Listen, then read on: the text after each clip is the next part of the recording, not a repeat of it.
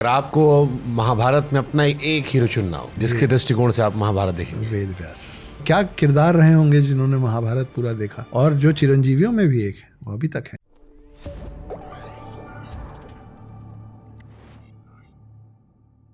आपका हीरो कौन है? अगर आपको महाभारत में अपना एक हीरो चुनना हो तो कौन है जिसके दृष्टिकोण से आप महाभारत देखेंगे? वेद व्यास।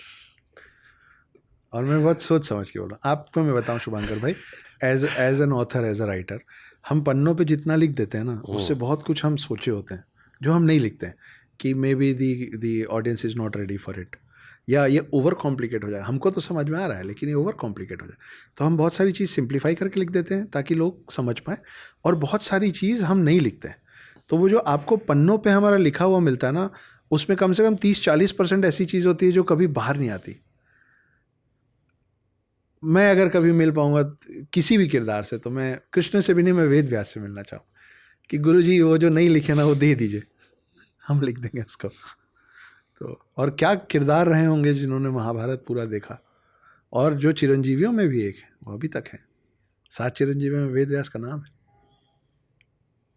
उनके जीवन का मकसद क्या था? कहानी लिखना? उसके बाद का मकसद क्या था? आप एक कोई भी फिल्म बनेगी बिना कहानी के? कहानी लिखना कहानी बहुत तो बड़ा लिख गई ना मकसद है। महाभारत। हाँ? लिख गई, उसके बाद उनके जीवन का, जैसे अश्वत्थामा शराब पा गए, समझ में हनुमान। तो अभी उनका क्या मकसद है उसके लिए पढ़ें द हिडन हिंदू, क्योंकि मैंने 7 चिरंजीवी को मैं वापस लाया हूँ ना 2021 से 23 की कहानी में। शकुनी के नाम का मंदिर भी है? हाँ है, शकुनी के नाम का है, रावण के नाम का है। नहीं, रावण का तो एक ग्रेटर नोएडा में हमारे पड़ोस में ही है। हाँ, यूपी में बिसरख, हाँ, बिसरख में रावण का मंदिर। ये इनका जन्म शायद ग्रेटर नोएडा में लोग कहते हुआ था। अच्छा, एक बड़ी चर्चित कहानी है। ओके। अब मैं गया नहीं हूँ, देखने एक दिन जाऊंगा देखने कहाँ मुझे पर। भी ले चलिएगा। हाँ, बड़ा फेमस है, यहाँ पे लोग पसंद करते हैं। तो शकुनी का सुना है मैंने, पर मैं गया नहीं हूँ अभी। लंका जो थी उसके प्रमाण क्यों नहीं है? और श्रीलंका में लोग रावण को क्यों नहीं पूछते? नहीं, पर श्रीलंका में रावण दहन अभी भी नहीं होता है। तो श्रीलंका में रावण को जानते भी तो नहीं लोग। हाँ, तो लेकिन अब हम तो ये ऑफ कोर्स ये श्रीलंका वो लंका नहीं है, पर कहाँ है वो लंका? है तो साउथ में कहीं। बट हम जो दिखाते हैं रामेश्वरम वाला आसपास गए क्योंकि पुल वहीं पर है, तो श्रीलंका तो वहीं पड़ती है। हाँ, लेकिन ग्रंथों के हिसाब से ये श्रीलंका वाली लंका नहीं है, लंका अलग थी। उसका कोई प्रमाण नहीं है सोने की लंका कहाँ थी, क्या थी, नहीं, कैसे अभी थी। तक तो नहीं। और सोने की लंका जलेगी कैसे? तो पिघलेगी ना। हाँ, तो पिघल गई होगी शायद। सारा सोना लेके कोई चला गया। कहानियों में देखिए, आपको थोड़ा थोड़ा डिस्काउंट तो देना पड़ेगा सब जगह। ठीक है। और कई सारी कहानियां और भी थी। नागा साधुओं को लेकर भी हम बात कर लेते हैं। अच्छा, महाभारत में सबसे बड़ा दोषी किसे मानते हैं? चलो, मैं ये भी सवाल इंटरेस्टिंग है, दोषी किसे मानते हैं? अलग अलग नजरियों से अगर हम देखें जी, किसे किसे हम दोषी मान सकते हैं? चलो, एक नहीं, महाभारत में हम किसे किसे दोषी मान सकते हैं? एक आध किसी किरदार को छोड़ के सबको। एक मैं बार बार कहता हूँ कि गांधी से हर कोई प्यार नहीं करता है, और हिटलर से हर कोई नफरत नहीं करता। आपको हिटलर को चाहने वाले आज भी मिलेंगे, गांधी से नफरत करने वाले तो मिलेंगे ही मिलेंगे। तो आप देखिए ना कि अगर आप गांधारी की तरफ खड़े होकर देखेंगे तो उनके हिसाब से कृष्ण भी गलत थे। गांधारी ने कृष्ण को श्राप दे दिया था आखिरी में कि तुम्हारा भी कुनबा फलेगा फूलेगा नहीं। तो एक नज़रिए से तो कृष्ण भी गलत है, और इसी वजह से उनके पैर में तीर लगा, धोखे से उनको भी मारा गया। उनका भी अंत हुआ। इसके पीछे भी बड़ी इंटरेस्टिंग कहानी है कि वो जो तीर लगा था, वो तीर जब वो आदिवासी दौड़ता हुआ आया कि मैं देखने कि मेरा तीर कहाँ लगा, और उसको समझ में आया कि मैंने कृष्ण को मार दिया, तो वो मतलब परेशान होकर कि मेरे को पाप लग गया, मैंने कृष्ण को मार दिया। तो जाते जाते कृष्ण ने 126 साल की उम्र में उनसे कहा था कि तुम पे पाप लग नहीं रहा है, ये मेरे कर्म हैं जो मेरा पाप कट रहा है। ये वो तीर है जो राम रूप में मैंने बाली पे चलाया था, पिछले जन्म में तुम बाली थे, वो तीर घूम के आके मेरे को लगा, तो ये मैंने जो दिया था वो मेरे पास वापस आया। तो तुम इस ग्लानि में मत जीना कि तुमसे एक पाप हो गया। कर्मा पे यकीन आप करते हैं? बहुत ज़्यादा करता हूँ। जो आप समाज को देंगे वो लौट कर आएगा। आएगा, क्यों नहीं आएगा, बिल्कुल आएगा। और उसको हर तरीके से, सिर्फ अच्छा नहीं, कई बार अच्छा करने के चक्कर में बुरा भी हो जाता है। जैसे नंबर पर यकीन करते हैं आप? बहुत ज़्यादा समझता नहीं हूँ, पर इंटरेस्टिंग बड़ा लगता है मेरे को। जैसे अभी एक घटना हुई अहमदाबाद वाली फ्लाइट जो लंदन जा रही थी जी, उसमें घटना हुई जहां पर गुजरात के पूर्व मुख्यमंत्री विजय रूपाणी, उनको लेकर एक कोर्ट आया कि उनको 1206 से बहुत प्यार था जी।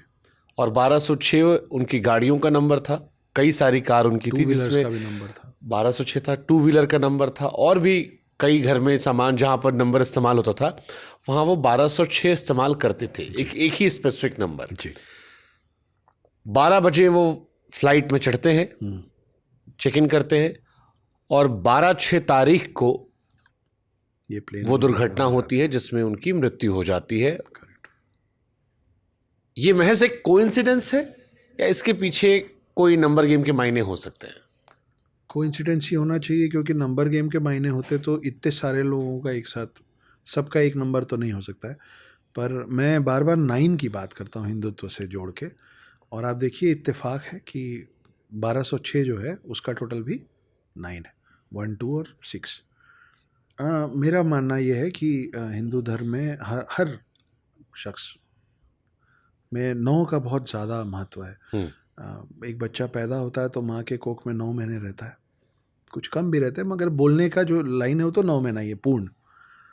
वहाँ से जो 9 का फेर चालू होता है, आप देखिए 9 ग्रह जो आपकी कुंडली बनाता है वो 9 ग्रह है, तो 9 ही है ना, 10 और 8 तो नहीं है। फिर आप आगे बढ़िए, 9 दुर्गा, 9 रत्न, 9 रस, और आगे आएंगे आप तो कुछ भी, आप चाहे घर कोई नया घर बना के गृह प्रवेश करते हैं तो 9 ग्रह की शांति करते हैं। तो 9 के फेर में हम सब लोगों का जीवन हमेशा ही फंसा रहता है, ऐसा मेरा मानना है। अब ये भी 9 ही हुआ, सिर्फ बुरा नहीं, अच्छा भी सब 9 ही है। आप देखिए वो हम जो माला जपते हैं उसमें 108 होता है, 108 बीट्स होते हैं, 8 1 9 8 1 9।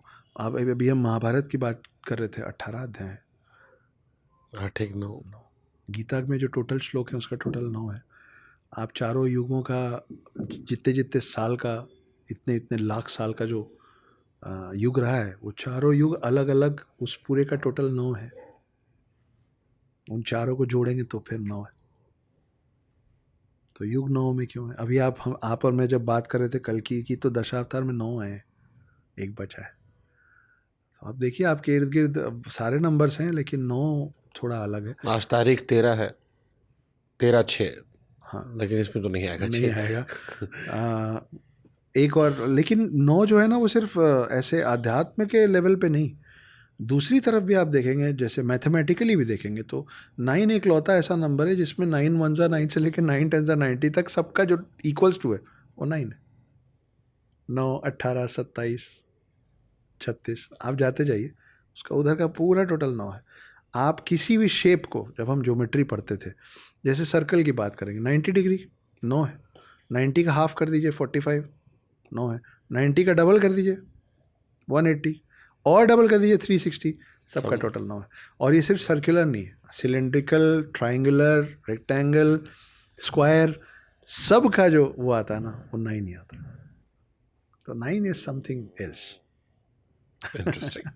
सर, नागा साधुओं पर भी आपने किताब लिखी जी। भगवान शिव की सेना हम कहते हैं नागा साधुओं को। जितना मैं थोड़ा बहुत मैंने पढ़ा हो, शंकराचार्य जी ने इन फौज को बनाया था। पहले मैं शंकराचार्य जी को समझ लेता हूँ आपके शब्दों में। मेरे लिए बड़ा इंटरेस्टिंग कैरेक्टर रहते हैं जिसके बारे में उतनी बातें, उतनी जानकारियां सोशल मीडिया पर नहीं है। मौजूदा हमारे धर्म में शंकराचार्य जी की क्या भूमिका है? शंकराचार्य जी ने क्या किया जिसके लिए हमें उन्हें याद रखना चाहिए? कश्मीर से लेकर कन्याकुमारी तक जोड़ने का काम शंकराचार्य ने अकेले किया था, बहुत कम उम्र में, 21 या 22 साल की उम्र में तो उनका देहांत हो गया था। उतने कम समय में, उस वक्त मैं 14वीं शताब्दी की बात कर रहा हूँ, 30 साल में शायद देहांत होता है। हाँ, मैं एग्जैक्ट नहीं बता पा रहा हूँ क्योंकि समय हो गया किताब लिखे और बहुत सारा डेटा रहता है, एक आध नंबर्स का हेर फेर हो सकता है। कम उम्र में उनकी डेथ, बहुत कम उम्र में उनकी डेथ हो गई थी। और उनका एक बहुत सुंदर शंकराचार्य का मंदिर है कश्मीर में अभी भी, और एक बहुत बड़ा मंदिर है कोचीन में शंकराचार्य का। आज आप और मैं जो समझने की कोशिश कर रहे हैं, चाहे वो कश्मीर फाइल्स जैसी फिल्में हों, चाहे वो अभी पहलगाम में जो धर्म पूछ के मार दिया गया हो, ये सब उस व्यक्ति को इतने 100 सालों पहले समझ में आ गया था। उनका ये लाइन, मतलब उनको ये बात समझ में आ गई थी कि आने वाले समय में सिर्फ शास्त्रार्थ से काम नहीं होगा, दो लोग बहस करके रुकेंगे नहीं, शास्त्रों के साथ साथ शस्त्रों की भी ज़रूरत पड़ेगी। तो उस समय उन्होंने ये सेना तैयार की थी, जो उन्होंने देखा कि राजा जो हैं वो, या चाहे कोई भी व्यक्ति, वो अपने अपने समाज के लिए या अपने ज़मीन के लिए या अपने राज्य के लिए या अपनी महिलाओं के लिए या अपने धन के लिए लड़ने को तैयार है, धर्म के लिए लड़ने को कोई तैयार नहीं। तो उन्होंने नागा साधुओं का सृजन किया था, ये मान के कि ये धर्म की रक्षा के लिए सेना है। 4 लाख से ज़्यादा रजिस्टर्ड नागा साधु आपके देश में अभी हैं, गवर्नमेंट रजिस्टर्ड नागा साधु।